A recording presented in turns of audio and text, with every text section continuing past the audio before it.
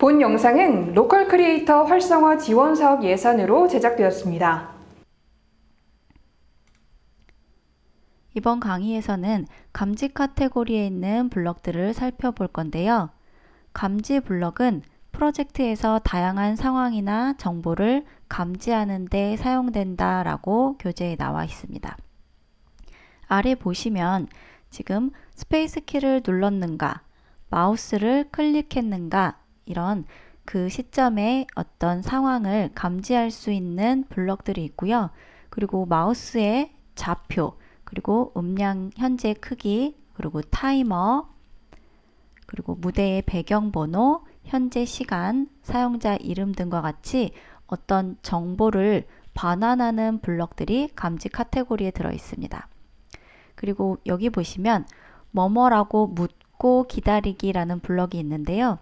이거는 실행창에 사용자가 어떤 텍스트나 숫자를 입력할 수 있는 창을 띄워주고 사용자가 어떤 값을 입력하면 여기 대답이라는 변수에 그 값을 담아서 우리가 이 대답이라는 블럭으로 그 값을 읽고 판단할 수 있는 기능을 활용할 수 있는 기능입니다. 그럼 여기 나와 있는 블럭들을 활용해서 교재에 있는 실습하기 예제들을 한번 만들어 보도록 하겠습니다.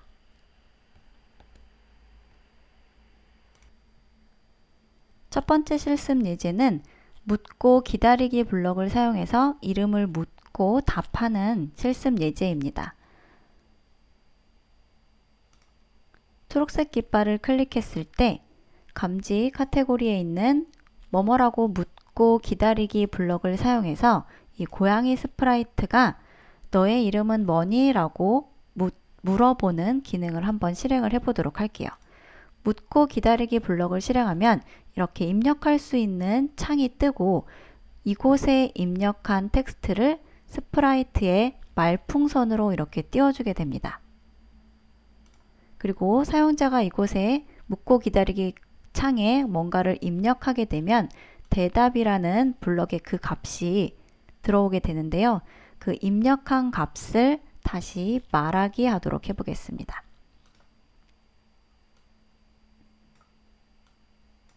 네, 이렇게 하고 다시 실행을 한 다음에 너 이름이 뭐니? 라고 물어보면 제가 내 이름은 스치야 라고 한번 써볼게요. 그리고 키보드에 엔터키를 치거나 이곳에 확인 버튼을 클릭을 하면 네, 내 이름은 스치야 라고 고양이가 말을 하게 됩니다. 그리고 이 대답이라는 변수에는 지금 조금 전에 제가 입력했었던 이 텍스트가 들어있게 됩니다. 그래서 이 묻고 기다리기 블럭을 사용을 하면 프로젝트가 실행하는 중간에 어떤 값을 사용자가 입력할 수 있기 때문에 다양한 곳에서 활용을 할 수가 있습니다.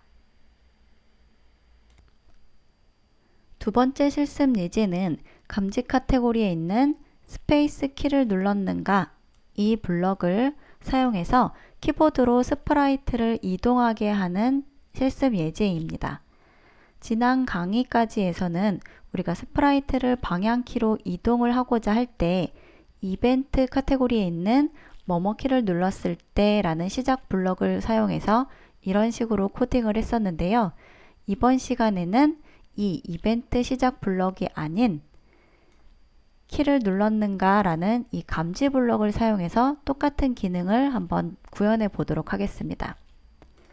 스페이스 키를 눌렀을 때 만약 뭐뭐라면 블럭을 가지고 오고요. 여기 스페이스 키가 아니라 위쪽 화살표를 눌렀을 때로 바꾸고 위쪽 화살표를 눌렀을 때는 0도를 보면서 10만큼 움직이도록 코딩을 하겠습니다. 그리고 이 블럭을 복사해서 아래쪽 화살표를 눌렀을 때는 아래쪽을 보고 10만큼 움직이기로 바꿀 거고요. 한 번 더 복사해서 오른쪽 화살표를 눌렀을 때는 오른쪽을 보면서 이동하게 하고 왼쪽 화살표 키를 눌렀을 때는 왼쪽을 보면서 이동을 하도록 하겠습니다. 그리고 이 조건문들은 한 번만 수행되는 것이 아니라 프로젝트가 수행하는 동안 계속 반복해서 실행할 것이기 때문에 무한 반복문 안으로 넣어주도록 하겠습니다. 그리고 이렇게 결합을 한 다음에 실행을 해볼 건데요. 실행하기 전에 똑같은 기능이 여기에도 있기 때문에 이 기능들은 삭제를 하도록 할게요.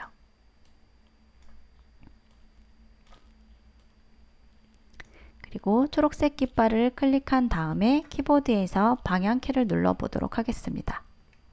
그럼 위쪽, 아래쪽, 오른쪽, 왼쪽 이렇게 키보드를 누를 때마다 스프라이트가 이동하는 것을 확인해 볼 수가 있습니다. 조금 전에 설명을 했었던 지금 이렇게 이벤트 시작 블럭을 사용하는 것보다 지금은 이렇게 반복문과 조건문을 사용해서 같은 기능을 구현을 해보았는데요. 이벤트 블럭을 사용하는 것보다 방금 전에 우리가 구현했었던 무한 반복문과 조건문을 사용해서 이동하는 방법이 반응 속도가 훨씬 더 빠릅니다. 두 가지 다 한번 해보시고 직접 키보드를 눌러서 어떤 것이 좀 더 빠르게 반응하는지 테스트해 보시면 좋을 것 같습니다. 그래서 우리가 빠르게 게임을 진행해야 하는 프로젝트를 만들 때는 여기 이벤트 블럭을 사용하는 것보다는 오른쪽 방법을 사용하는 것이 더 좋습니다.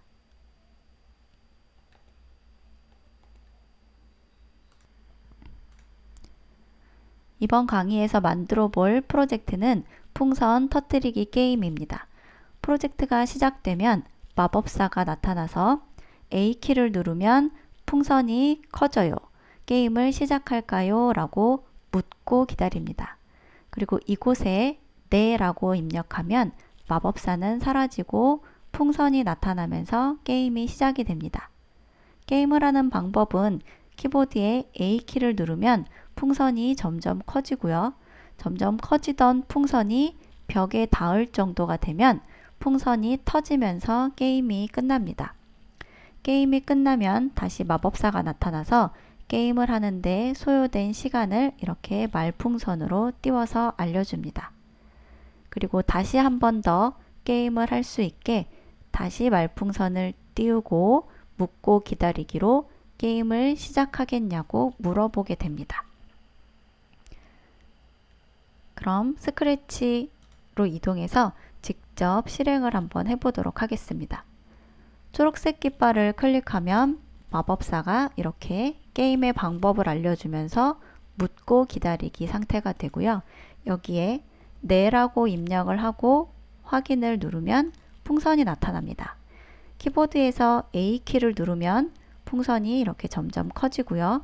어느 정도 커지다가 좀 더 크게라는 말풍선도 보여주고 계속 A키를 눌러서 벽에 닿을 정도로 커지면 효과음이 내면서 풍선은 터지고 사라지고 다시 마법사가 나타나서 게임을 하는데 소요되었던 타이머 시간을 알려줍니다. 그리고 다시 처음부터 게임을 시작할 수 있도록 다시 묻고 기다리기를 보여주면서 게임을 시작하는 안내를 보여주고 이렇게 기다리는 상태가 됩니다.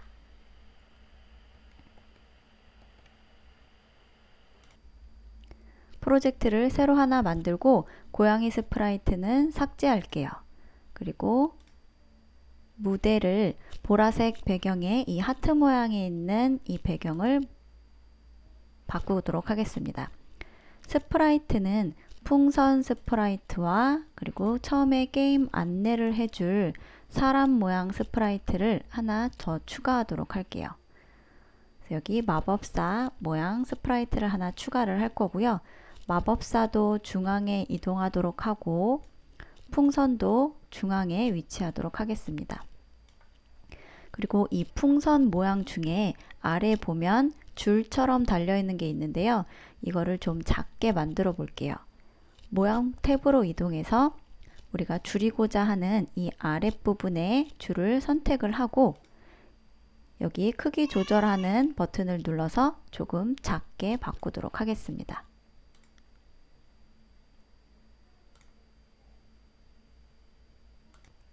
프로젝트가 처음 시작되면 마법사가 게임에 대한 설명을 하고 풍선은 보여지면 안 되기 때문에 풍선 스프라이트는 숨기기 한 상태로 프로젝트를 시작하도록 하겠습니다. 형태 카테고리에서 숨기기 블럭을 가지고 와서 초록색 깃발을 눌렀을 땐 풍선이 보이지 않도록 이렇게 코딩을 해둘게요. 그리고 마법사 스프라이트로 와서 마법사 스프라이트는 프로젝트가 시작되면 화면에 보이게 할 거고요. 그리고 묻고 답하기, 묻고 기다리기 블럭을 사용해서 게임에 대한 설명을 하고 게임을 시작할지 여부를 물어보도록 하겠습니다. 물어보는 내용은 A키를 누르면 풍선이 커져요 라고 쓰고 게임을 시작할까요? 라고 묻고 네 또는 아니요 라고 답하면 된다고 이렇게 안내를 해주겠습니다. 그리고 대답이 만약에 제어에서 만약 뭐뭐라면 블럭을 가지고 와서 이 대답이 네 라면 게임을 시작할 수 있도록 조건문을 하나 만들어 보겠습니다. 같은지 비교하는 연산 블럭을 하나 가져올 거고요. 이 사용자가 입력한 대답이 네인 경우에는 게임을 시작해야 하기 때문에 이벤트 카테고리에서 신호 보내고 기다리기 블럭을 가지고 와서 시작이라는 이벤트를 만들어서 보내도록 하겠습니다. 여기 새로운 메시지를 클릭하고 시작이라는 메시지를 하나 생성하도록 할게요. 그래서 안내를 하고 묻고 기다렸다가 사용자가 네라고 입력하면 신호를 보내서 게임이 시작되도록 하겠습니다. 이 신호를 받은 풍선 스프라이트는 아마 게임을 진행하면서 해야 하는 코딩을 풍선에서 할 거고요. 그리고 만약에 게임이 종료되면 다시 한번 이 블럭을 반복해서 다른 게임을 시작할지 여부를 다시 물어볼 수 있도록 이 블럭을 무한 반복하도록 하겠습니다. 제어에서 무한 반복하기 블럭을 가지고 와서 이 부분을 계속 반복시키면 게임이 종료되더라도 다시 게임을 시작할 수 있겠습니다. 그리고 게임이 시작되면 이 마법사는 화면에서 보이면 안 되기 때문에 게임 시작 신호를 보내기 전에 마법사를 숨기도록 하겠습니다. 형태에서 숨기기 블럭을 가지고 와서 신호를 보내기 전에 마법사는 숨겨 놓도록 할게요. 그리고 이제 풍선 스프라이트 코딩을 시작하도록 하겠습니다. 풍선 스프라이트는 시작 신호를 받았을 때 게임이 시작되기 때문에 이벤트 카테고리에서 시작 신호를 받았을 때 현재 자기의 위치를 초기화를 할 거고요. 항상 중앙에 위치하게 하기 위해서. 그리고 크기는 풍선이 처음에는 좀 작은 크기에서 시작돼야 되기 때문에 형태 카테고리에서 크기를 몇 %로 정하기 블럭을 가지고 와서 50%로 하겠습니다. 그리고 지금은 숨겨져 있던 풍선이 화면에 보이게 하기 위해서 보이기 블럭을 이때 실행을 하도록 하겠습니다. 그리고 게임을 하는 방법은 풍선이 나타난 이후부터 키보드에서 A키를 누르면 풍선이 점점 커져야 되기 때문에 이벤트 카테고리에서 무슨 키를 눌렀을 때 이 시작 블럭을 가지고 와서 스페이스 키 대신에 A키라고 바꾸겠습니다. 그리고 A키를 누른 순간보다는 A키를 눌렀다가 손을 떼는 순간 크기를 10만큼 바꾸게 하도록 할게요. 그래서 이 블럭 아래에 A키를 뗐을 때까지 기다렸다가 실행하기 위해서 제어에 있는 뭐뭐까지 기다리기라는 블럭을 가지고 오겠습니다. 그리고 이 조건은 A키를 누르지 않았을 때가 되기 때문에 감지에 있는 무슨 키를 눌렀는가와 그리고 연산에 있는 뭐뭐가 아니다 이 블럭을 가지고 와서 결합을 하도록 할게요. 스페이스는 A로 바꿀 거고요. 그래서 A키를 누르지 않았는가 이 조건이 만족할 때까지 기다렸다가 크기를 10만큼 바꾸게 하도록 하겠습니다. 그럼 이제 A키를 누르고 뗄 때마다 크기가 조금씩 커지게 될 거고요. 크기가 점점 커지다가 여기 연보라색 부분에 닿게 되면 조금 더 크게, 그러니까 벽에 닿기 전에 여기 연두색 부분에 닿게 되면 조금 더 크게 라는 말을 하도록 할게요. 그래서 이 부분에서 무한 반복 블럭을 하나 가지고 올 거고요. 조건문도 하나 가져오겠습니다. 그래서 조건은 감지 카테고리에서 3개 닿았는가 이 블럭을 가지고 와서 이 부분이 현재는 연두색으로 되어 있는데요.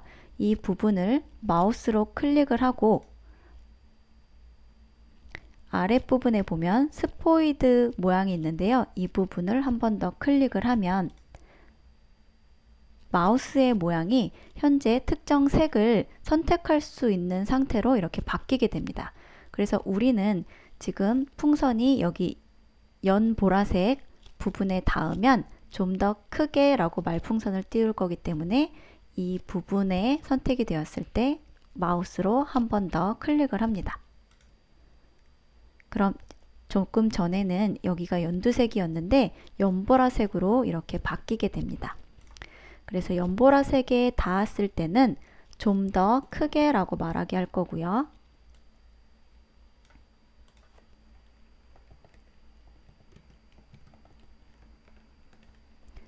그리고 조금 더 커졌을 때 만약 점점 더 커져서 벽에 닿게 되면 그래서 감지 카테고리에서 첫 번째 마우스 포인터에 닿았는가 이 블럭을 가지고 오고 마우스 포인터를 벽으로 바꾸도록 할게요.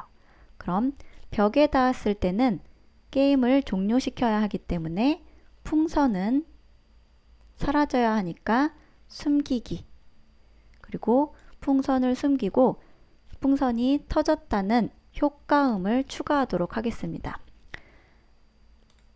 소리 탭에 저는 지금 스크래치에서 제공하는 여러 소리들 중에 이 소리를 추가를 해 놓은 상태인데요. 만약에 이 소리가 현재 없다면 여기 소리를 추가할 수 있는 버튼을 클릭해서 내가 원하는 소리를 효과음을 하나 더 추가하시면 됩니다. 그래서 내가 원하는 효과음을 하나 추가한 다음에 이 소리를 게임 종료할 때 재생을 하도록 할게요. 코드 탭으로 다시 와서 소리 카테고리에 있는 끝까지 재생하기 블럭을 가지고 오도록 하겠습니다. 그래서 이 효과음을 재생하고 이 스크립트는 더 이상 이제 반복하지 않아도 되기 때문에 멈추기 블럭을 사용해서 이 스크립트를 멈추도록 하겠습니다. 여기까지 하고 프로젝트를 한번 실행을 해 볼게요. 초록색 깃발을 클릭하면 마법사가 안내를 하고 게임 시작 여부를 묻습니다. 그럼 이곳에 제가 네라고 입력하고 확인을 클릭할게요. 그럼 마법사는 사라지고 가운데에 풍선이 생겼죠. 이 상태에서 키보드에서 A키를 누르면 풍선이 점점 커지다가 연보라색에 닿게 되면 좀 더 크게라고 말풍선을 띄우게 됩니다. 그럼 좀 더 크게 하기 위해서 A키를 다시 누르면 벽에 닿았을 때 효과음을 재생하고 풍선이 사라지게 됩니다. 그리고 다시 우리가 마법사를 코딩했을 때 시작 신호를 보내고 기다렸다가 다음의 게임을 한 번 더 실행하기 위해서 이 부분을 다시 반복시켰어요. 그래서 이 반복문 때문에 여기서 다시 묻고 기다리기 블럭 때문에 이렇게 화면에서 묻고 기다리기가 나오게 됩니다. 근데 이때엔 다시 마법사가 화면에 보여져야 되기 때문에 마법사를 보이게 하도록 하겠습니다. 그래서 마법사 스프라이트에서 여기 시작 신호 보내고 기다리기 이 다음에 게임이 끝난 후에는 다시 마법사가 나타나게 보이기 블럭을 추가하도록 할게요. 그리고 마법사가 게임이 끝나면 풍선을 터뜨릴 때까지의 소요된 시간을 말풍선으로 나타내도록 하겠습니다. 게임이 시작하는 시점은 여기 신호를 보내기 직전이고 게임이 종료되는 시점은 이 신호 보내고 기다렸다가 종료된 이후는 바로 이곳이죠. 그래서 여기와 여기 이 두 곳에서 타이머를 시작하고 타이머를 말하게 하도록 해보겠습니다. 타이머를 시작하는 방법은 감지 카테고리에 있는 타이머 초기화 블럭을 사용하면 되는데요.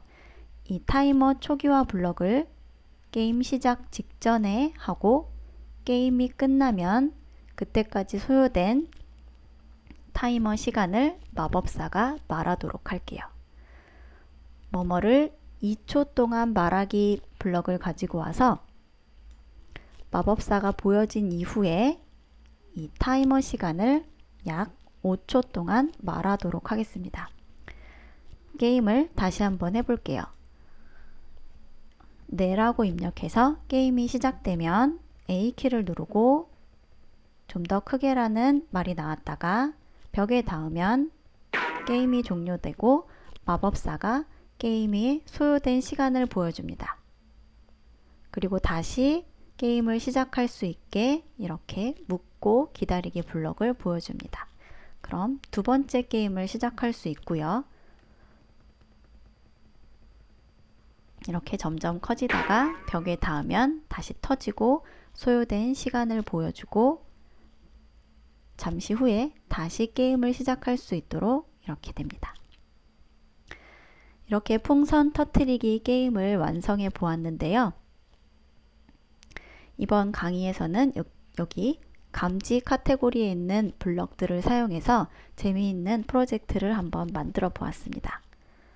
그럼 이번 강의는 여기서 마치도록 하겠습니다.